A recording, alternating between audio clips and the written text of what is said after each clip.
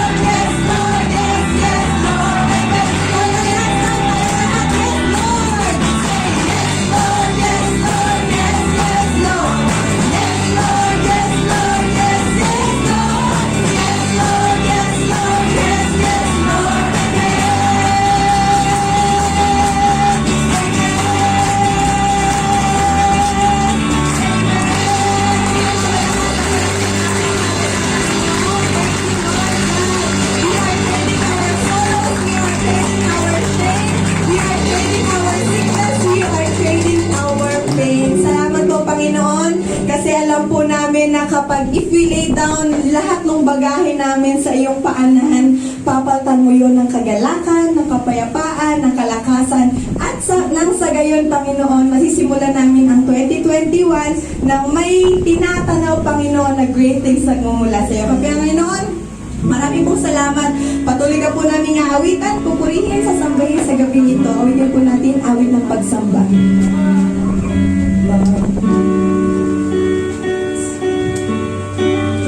Pagbuti mo, Panginoon.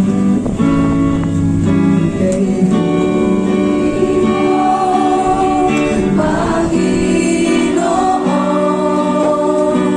dakila ka sa buhay ko, sa labis na pagmamahal mo.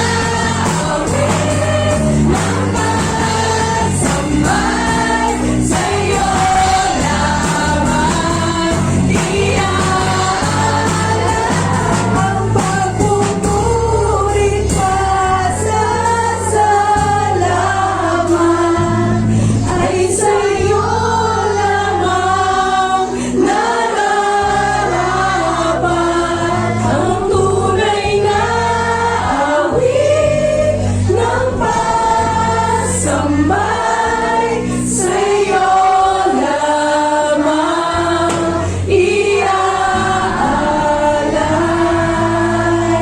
Jesus.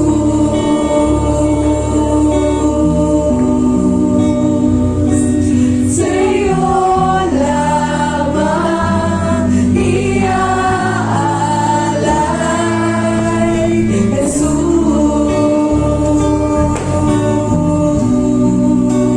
Jesus. Sa'yo lamang iaalay,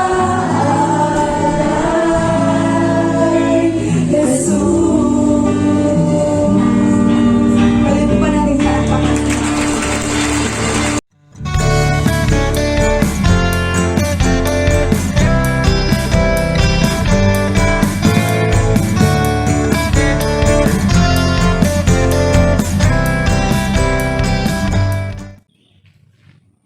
Good evening po sa bawat isa. Happy New Year everyone. Salamat sa Panginoon sa opportunity na ngayong bagong taon ay makapagbahagi po muli sa inyo ng mabuting balita ng Panginoon. Ngayon ang first Wednesday ng 2021. Kaya nakakatuwa naman na umabot po tayo sa bagong taon na meron pong buhay at may kalakasan na sa Panginoon nagmumula. So tumalon na po tayo mula sa year 2020 patungong year 2021.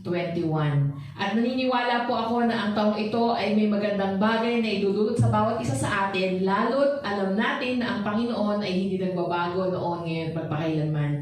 Sabi nga po sa devotion po namin kahapon, sabi sa Revelation chapter 21 verse 5, Behold, I make all things new. Bagong bagay daw po ang gagawin ng Panginoon. At naniniwala po tayo na ngayong bagong taong ito, may mga bagong bagay na gagawin ng Panginoon, mga bagong bagay na sisibol. Whenever a year passes, time passes. Sa tuwing lumilipas po yung panahon, lumilipas ang isang taon, lumilipas din po ang panahon. Kaya po kinakailangan makita natin kung gaano ba kahalaga ang bawat araw na dumarating sa buhay po natin. Kaya sa gabing ito, hayaan niyo pong dalhin ko kayo sa mensahe mula sa salita ng Diyos at ito'y ipagkatiwala natin sa Panginoon. Tayo po'y manalangin. Dakilang Diyos, marami pong salamat sa gabing ito na binigyan niyo po kami ng opportunity na sa bagong taon ay makapakinig pa rin kami ng inyong mabuting balita. Ipahintulot niyo nawa na patuloy po namin maranasan sa aming kalagitnaan ang espiritu ng karunungan at ang tunay na kapahayagan upang makilala ka namin ng lubusan at maunawaan po namin ang pag-asa na nakalaan sa bawat isa sa amin na sumasampalataya sa iyo, lalo ngayong humaharap po kami sa panibagong taon ng buhay po namin. Marami pong salamat sa iyo po na pinagkakatiwala ang gabi ito sa pangalan ni Jesus. Amen.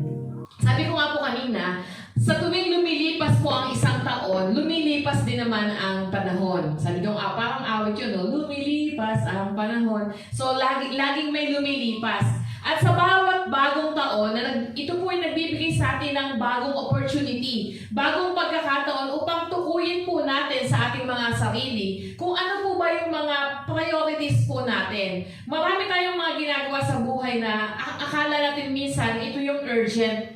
Kailangan magawa ko to. Pero ang tanong, importante po ba talaga? So ngayong bagong taong ito, bigyan po natin ng pagkakataon yung ating mga sarili na tukuyin ano ba yung priorities ko? Ano ba talaga yung mga bagay na dapat kong unahin? Ganon din, kinakailangan matukoy din po natin what is our purpose? O ano po ba yung layunin natin? Nagagawa pa po ba natin ang layunin natin kung bakit tayo ay nabubuhay? O ang ginagawa na lang natin para mabuhay? Hindi, kahit na anong mangyari, basta matapos ang isang araw, okay na.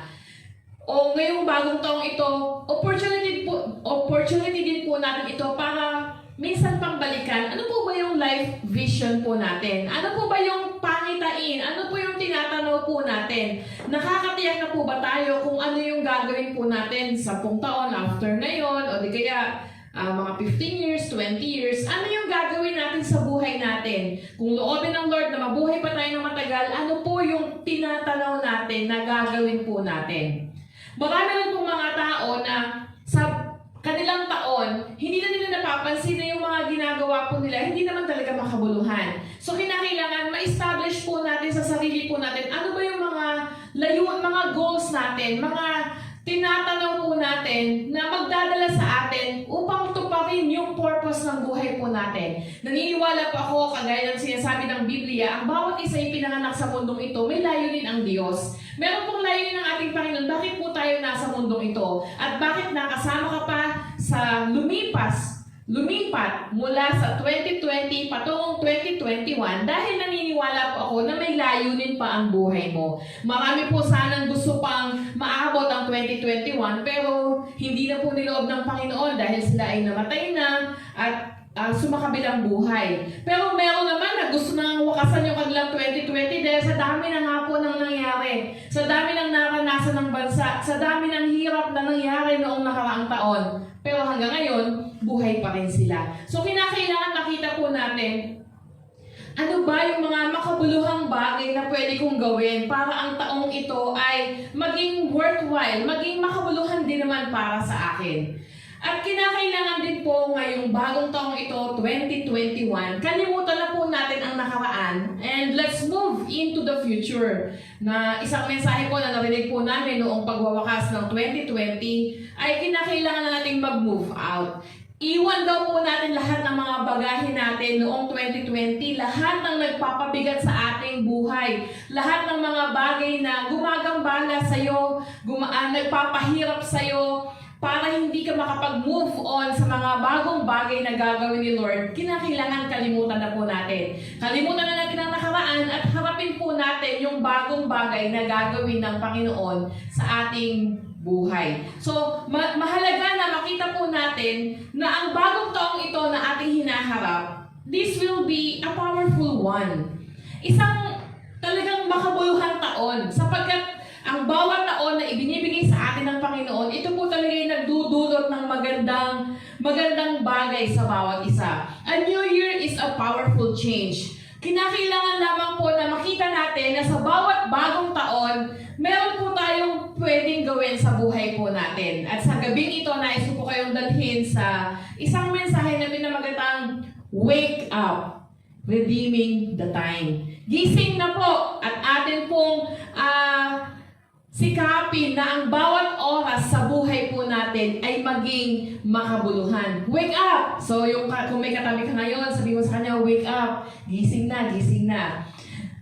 Kinakailangan po ngayong bagong taong ito, ang bawat isa po sa atin ay gumising. We need to wake up. For us to be changed, para makaranas po tayo ng pagbabago sa buhay natin, kinakailangan gumising tayo. Sabi nga po sa binanggit ko sa Revelation, God is making everything new. May mga bagong bagay na ginagawa ang Panginoon at gagawin siya ngayong taong ito. Naniniwala ako sa buhay mo at sa buhay ko, may mga bagong bagay na gagawin ang Panginoon. Hindi naman niya hahayaan na tumungtong tayo sa 2021 nang baliwala lang. Naniniwala po ako na may magandang bagay na gagawin ng Panginoon sa buhay ko at sa buhay ko.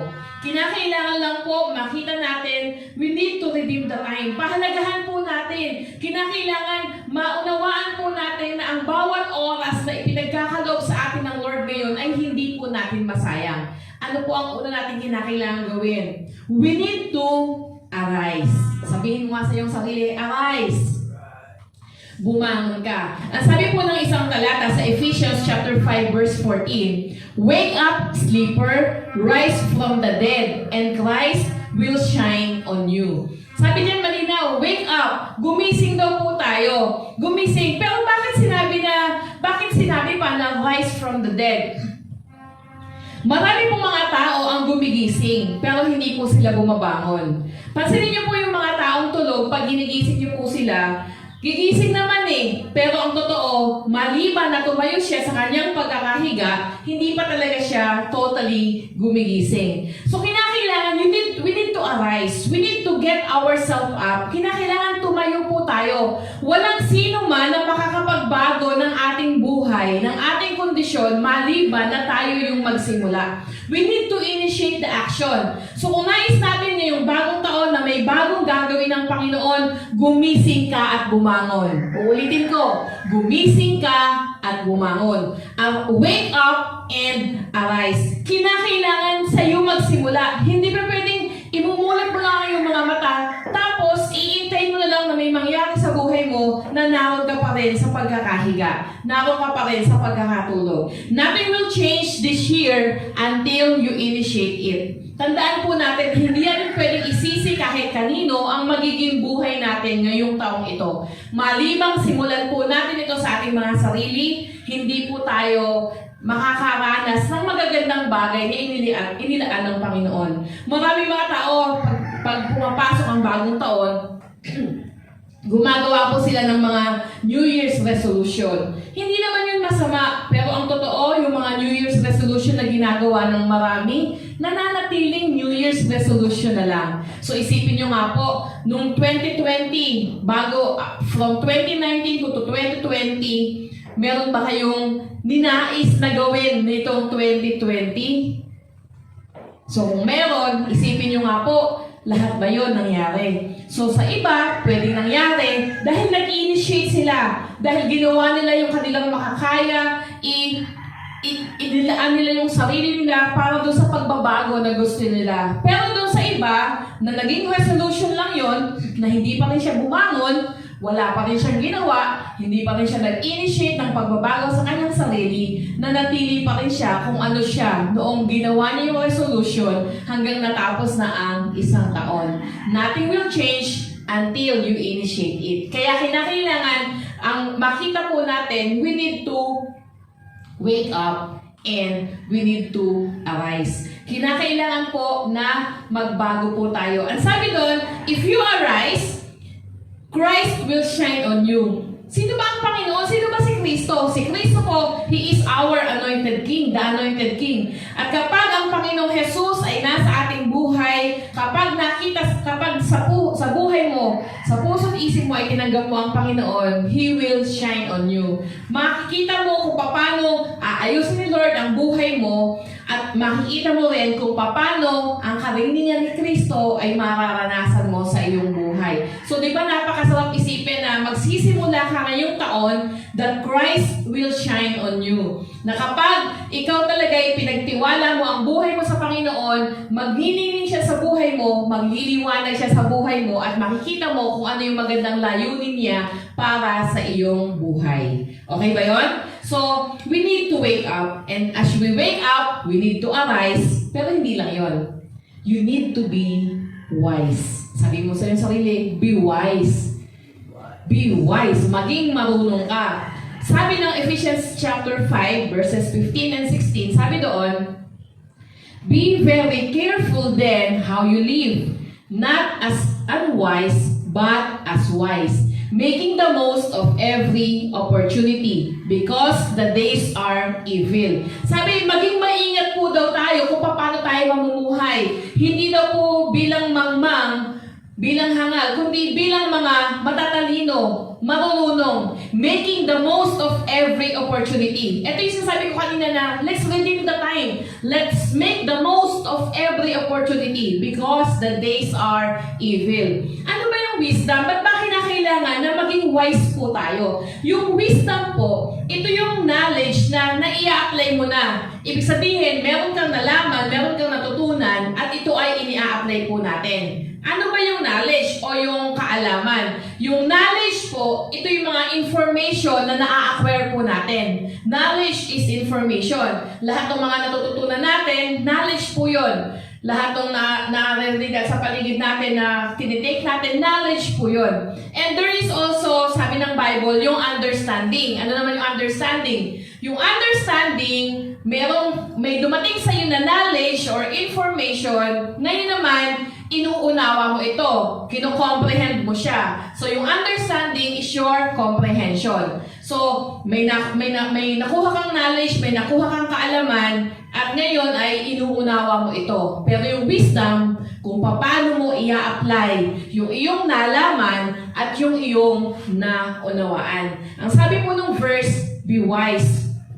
Kinakailangan po maging matalino po tayo. Kinakailangan yung natutunan na po natin, nakita na po natin noong 2020, kung alam mong makakatulong sa buhay mo yun, then ipagpatuloy mo. Pero kung alam mo naman na hindi yun makakatulong sa'yo, kinakailangan maging wise enough ka ngayon na hindi mo na ito uulitin. Wisdom is knowledge applied. Kinakailangan mai-apply natin sa buhay po natin. Tayo po na nakikinig ng salita ng Diyos, nagbabasa ng Biblia, marami na po tayong natututunan. Marami po tayong naririnig. Marami tayong kaalaman na nalalaman dahil nga po sa ganitong mga paraan. Kung dati nga sa social media, hindi masyadong nababanggit ang salita ng Diyos, pero ngayon, kahit saan ka pumunta, kahit saang site ka na magpunta, marami na po tayong mapapanood. Pero ang tanong, paano natin ito ini-apply or ipinapamuhay sa ating mga sarili? Tandaan po natin, pag may wisdom ka galing sa Lord, si Lord ang bahalang mag-provide ng lahat para sa iyo.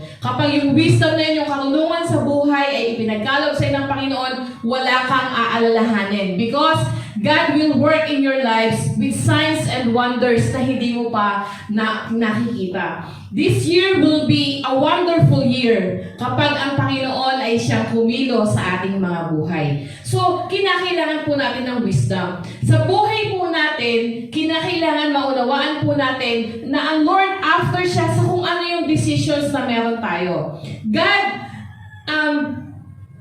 concerned po siya sa mga decisions natin, sa mga desires po natin. Minsan ang pinag-pray natin lagi, Lord, i-provide mo nga po yung lahat ng pangangailangan ko. I-provide mo nga po ito kasi ito yung nakikita ko na mainam. Pero alam niyo po ba, kapag nakita ni Lord yung desire mo, kapag nakita ni Lord yung decision mo, pag nakita ni Lord yung passion mo, magugulat ka na lang kung paano ka ipoprovide ng Panginoon.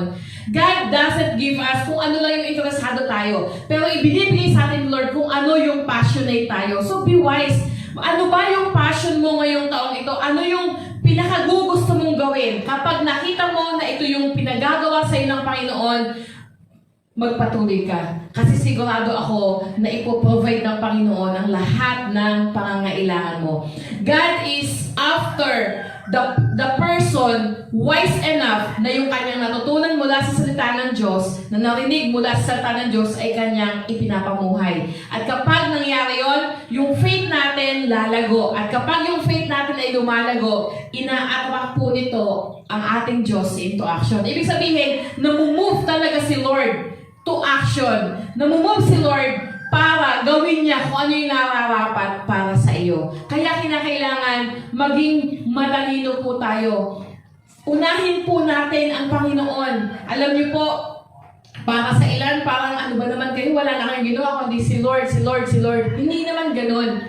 Gusto lang nating maunawaan ng bawat isa na kapag inuna po natin ang Panginoon sa ating mga buhay, kapag kinilala natin na siya ang Panginoon, meaning siya ang masusunod sa lahat ng aspeto ng buhay po natin, siya yung bahalang magkaloob ng lahat ng pangangailangan po natin. Wala tayong dapat alalahanin sapagkat hindi po tayo iiwanan ni pababayaan ng Panginoon. So this year, you need to arise, you need to be wise.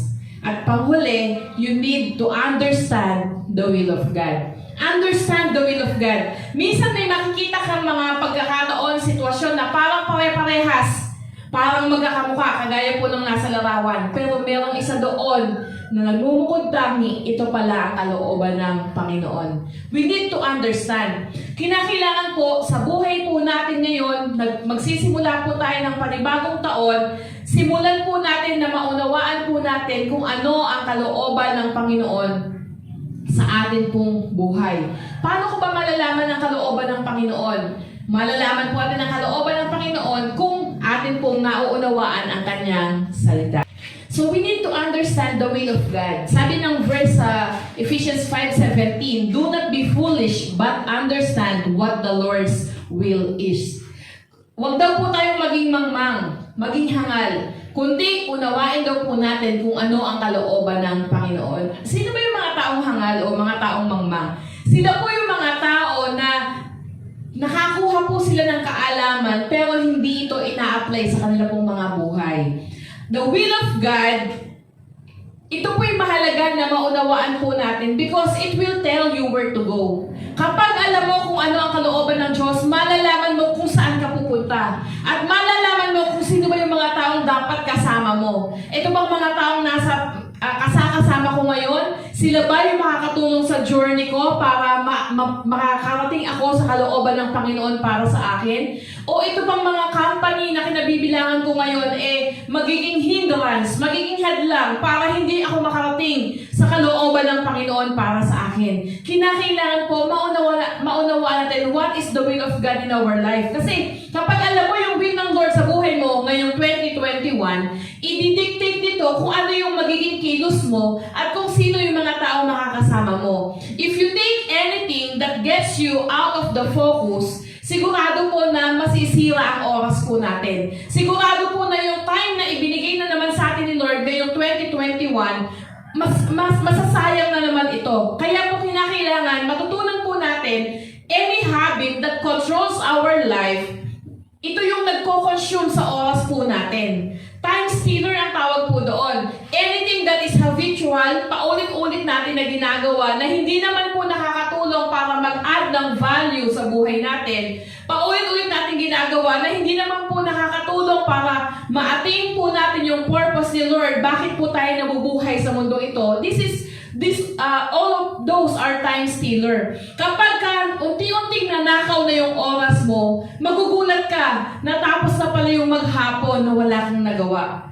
For example, worrying. Wala ka nang ginawa kundi mag-alala. Mula pagising mo hanggang bago ka matulog, wala kang ginawa kundi mag-alala. Inaalala mo kung paano ka mabubuhay, kung paano mo mapapalaki ang iyong mga anak, kung paano ka makakapagbayad ng bills, kung paano maaayos yung mga relationships, at kung lahat ng papaano at papaano.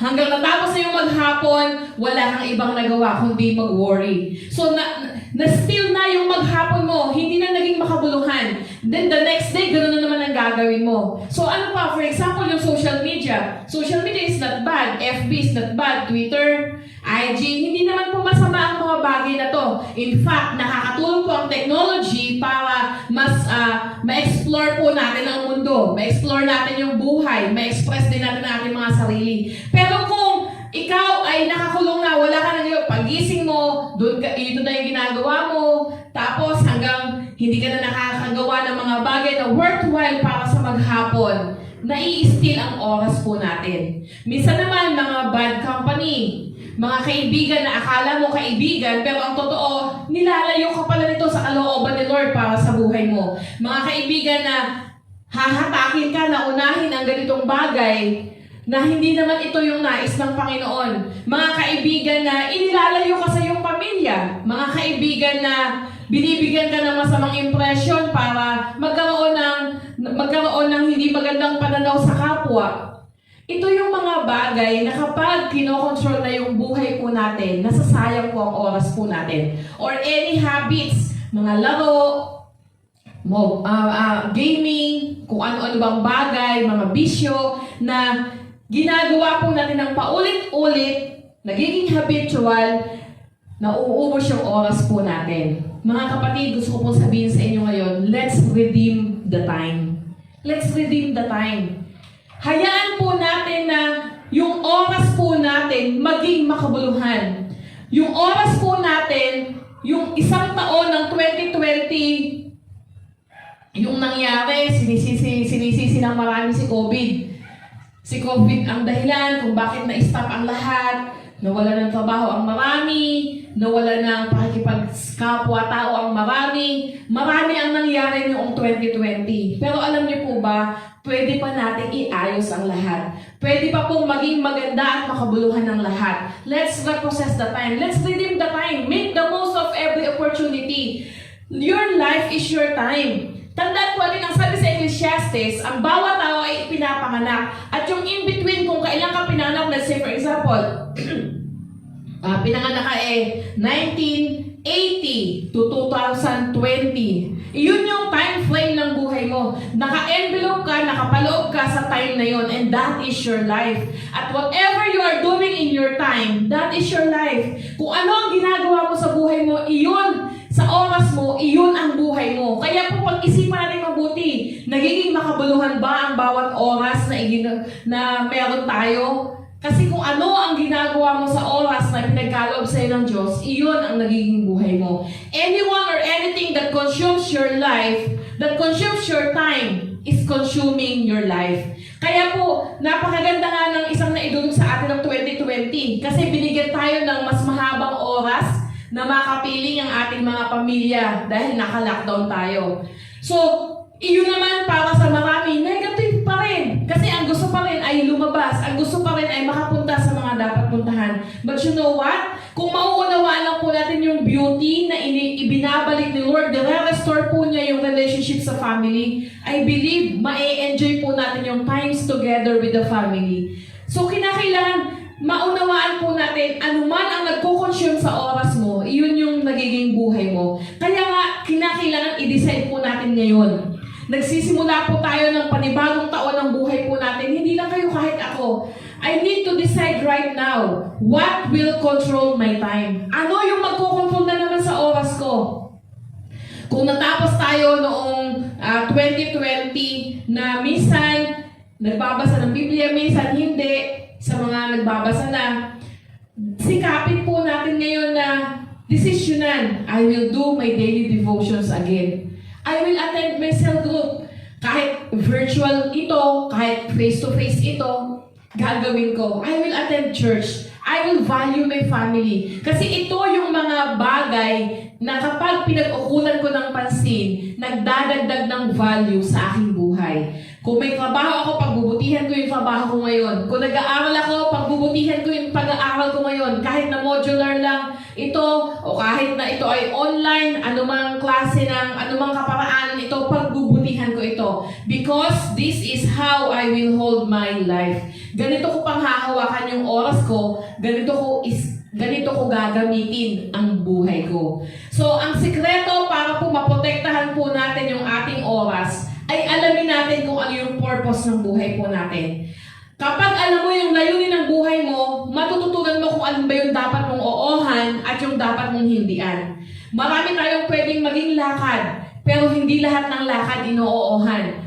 May mga lakad na dapat we say no kapag hindi naman po ito tutuon sa kung ano ang plano ng Diyos para sa iyo. May mga bagay naman na kahit parang mukhang ayaw mo, we say yes. Kasi alam natin, kapag ginawa po natin ito, mamimit po yung purpose ni Lord sa buhay po natin. Minsan ang sinasabi ng iba, ginagawa ko naman ang lahat ng to para sa Lord. Tama naman, maganda naman pong pakinggan. Pero alam niyo po, ang tamang tanong doon, ito ba yung pinapagawa ng Lord para sa akin? Tandaan po natin, ngayong taong ito, nagsisimula po tayo ng 2021, marami sa atin magsusulat na naman ng mga plano. So, kinakailangan isulat natin. Kung alam mo na ito yung purpose ni Lord para sa'yo, ngayong taong ito, sa mga susunod na taon, iyon yung ending. Pero yung plano, yung steps, hindi natin alam kung ano yung magiging mga hakbang po natin. So, kinakailangan isusulat natin yun. Kinakailangan pag-iisipan natin yun. Nung tinawag ng Lord si Joseph na maging hari, hindi naman alam ni Joseph na mahuhulog pala siya sa bangin. Hindi niya naman alam na ibebenta pala siya ng kanyang mga kapatid na makukulong pala siya. Kasi kung alam niya yun, baka ayawan na lang niya. Si David, nung maging king siya, hindi naman niya alam yung mga pagdadaanan niya eh. Pero unti-unti, inire-reveal ni Lord yung mga plans na meron siya. Tayo rin po mga kapatid, yung ending ng buhay po natin, nakaplano na yun. Nilalakaran po natin ngayon yung bagay na tapos na sa Panginoon. Our future is God's past. Past na po ni Lord yung kinabukasan po natin. Tayo ay lalakad na lang. So, kinakailangan maging maingat po tayo sa bawat pagpaplano. Sabi po ng Proverbs chapter 16 verse 1, the plans of the heart belong to man, but the answers of the tongue is from the Lord. Tayo daw po ang nagpa-plot ng mga plano ng buhay natin. Pero ang ending pa rin ito, ano pa rin ang sinabi ng Panginoon. So, kailangan makita natin ano ba yung nais ni Lord na lakaran ko. Kaya importante yung binilin sa verse 3, that commit to the Lord whatever you do, and He will establish your plans. So, ano man yung mga plano na nakita mo, kung ngayong taong ito, sinasabi sa'yo ng Lord na ipopromote ka niya, so ano yung mga plans na meron ka? Pagbutihan mo trabaho trabaho mo. Maging faithful ka sa Lord sa lahat ng bagay. Maging faithful ka din sa pinagtatrabahuhan mo at makikita mo kung paano ka ipopromote ni Lord. Kung ngayong taong ito, sabi sa'yo ng Lord, ibibless ka niya ng material things, ng mga kayamanan sa mundong ito. So ano yung mga plans na meron? Commit to the Lord whatever you do and your plans will succeed. Lahat ng plano na meron po tayo ay pagpapalain ng Panginoon kapag itinalaga po natin sa Diyos ang lahat ng ito. At ang huli po, sabi doon sa verse 9, a man's heart plans his way, but the Lord directs his steps.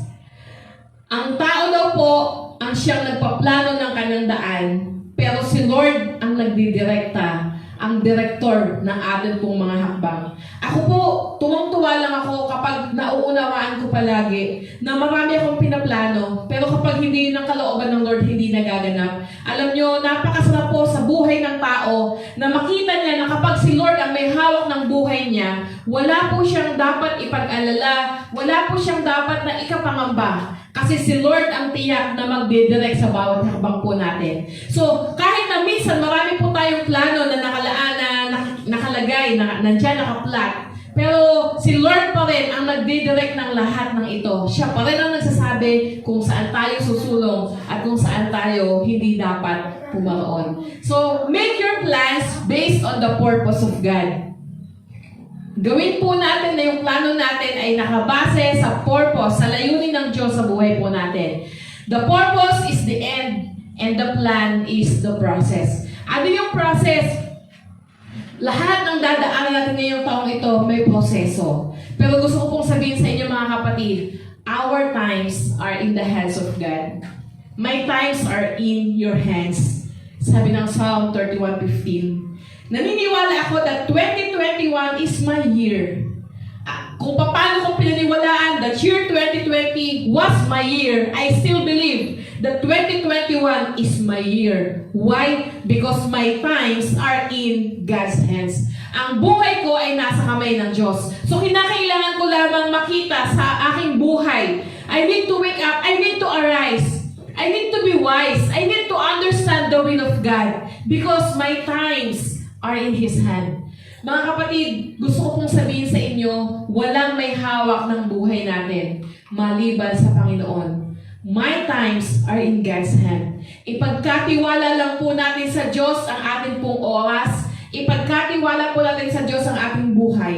Ipagkatiwala po natin sa Diyos ang taong ito. At sisiguraduhin ko po sa inyo, sinabi pa rin ng salita ng Diyos, my plan is to prosper you, not to harm you. My plan is to give you hope and a future. So hayaan po natin na ngayong taong ito, ma-enjoy po natin yung bagong taon na ang kasama po natin ay ang katiyakan na hawak ng Diyos ang ating mga buhay. Na ang bawat oras na meron tayo ay itinakda ng Panginoon para sa atin. Ito ay oras kung saan magiging makabuluhan kapag nakita po natin ang magandang layunin ni Jesus para sa atin. Tayo po'y manalangin. Father God, we honor you tonight. Thank you for the truth that our times are in your hands. Thank you for the opportunity, Lord God, na makatungtong po kami ng panibagong taon ng 2021. Allow us, Lord God, to arise. Allow us to be wise. Help us, Lord God, to understand your will so that malakaran po namin yung mga plano na meron ka para sa buhay po namin. At ang dalangin ko sa bawat isa na nanonood ngayon, Lord, hindi maging habitual ang panonood po namin ng mga gawain kagaya nito. Kundi naroon talaga yung passion, naroon talaga yung desire na sa bawat panonood namin, sa bawat pakikinig po namin, maka-enkwentro kami ng salitang nagmumula sa iyo na totoong magbabago ng buhay po namin. Magtutulong po sa amin para makita ang magandang layunin mo. Ang dalangin ko sa bawat isa na nanonood ngayon, Panginoon, abutin mo sila na yung kapangyarihan at yung mapagpalang kamay. At anuman ang kalagayan po nila, hayaan niyo po ang pag-asa ay maranasan po nila. Makita po nila na ang panibagong taong ito na yung po pinagkaloob na amin pong masaksihan sasaksihan ay magandang taon, Panginoon, para sa buhay ng bawat isa sa amin. At anuman, Panginoon, ang sinasabi ng kapaligiran po namin, anuman, Panginoon, ang nagaganap sa paligid po namin, wala kami dapat ikatakot at ipag-alala dahil ikaw ang may hawak ng buhay po namin. Ang lahat ng bagay ay magaganap lamang sang-ayon sa magandang layunin mo para sa aming lahat. Sa inyo ko po pinagkakatiwala ang bawat pamilya na inire-represent ng bawat naman nanonood ngayon. Hayaan po ninyo na malaya kayong kumilos at gumalaw sa kanilang mga buhay at maranasan po nila na ang panibagong taong ito ay punong-puno ng pag-asa para sa amin.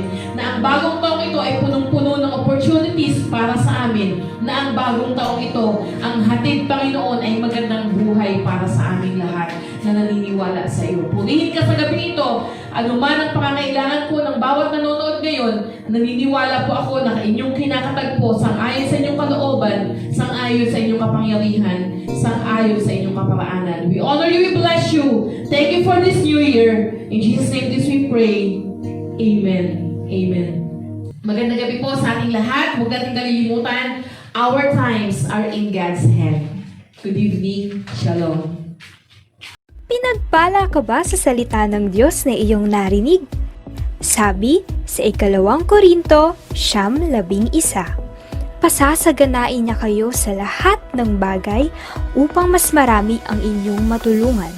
Sa gayon, lalong darami ang magpapasalamat sa Diyos dahil sa inyong tulong na dadalhin namin sa kanila. Bilang pagpupuri at pagsunod sa Panginoon sa pamamagitan ng pagkakaloob, maaari mong ipadala ang iyong offering online through GCash or PayMaya. Number 0919-060-9448. Together, let us reach more people for the Lord. Like our Facebook page, Conqueror World Harvest Mission. You will truly receive daily inspirations that will fuel you for the day. I-share mo na rin ang post para mas maraming tao pa ang maabot ng mabuting balita galing kay Jesus. You may also follow us on Instagram at conqueror.whm. Huwag kalilimutan, every Wednesday, midweek service at 7:30 p.m. Every Saturday, Jesus Little Winners at 10 o'clock a.m. Community quarantine will never hinder us in following Jesus. Here in CWHM, you won't miss a thing. You may check on our YouTube account, Conqueror WHM, for the past Facebook Lives aired and watch it again. Subscribe to the channel so you would be notified for every videos uploaded. For prayer requests, testimonies, and inquiries, you may send us a message through our Facebook page and surely someone will assist you. Let us keep on keeping on. This is the time to get deeper in our relationship with the Lord. God bless everyone. Jesus loves you. Shalom.